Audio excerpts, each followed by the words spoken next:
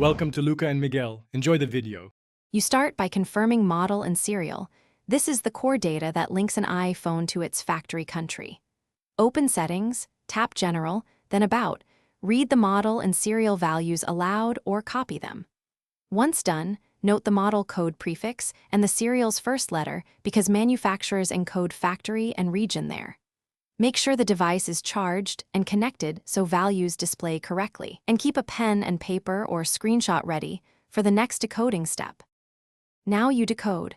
Read the model prefix to identify the device variant and likely retail region. This explains hardware SKU differences.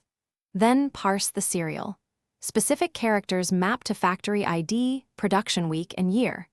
Once you map those digits, cross-reference the factory ID against known Apple assembly plants. This tells you country of origin. Make sure to perform the mapping yourself using documented code patterns so you avoid inaccurate third-party interpretations.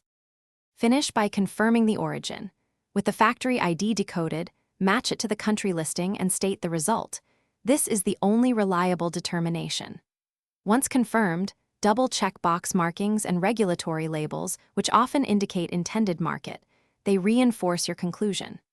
If things go wrong, restart the iPhone and recheck the serial for transcription errors, or inspect the SIM tray and box for subtle region codes. Make sure your conclusion aligns across serial, model, and packaging to be confident.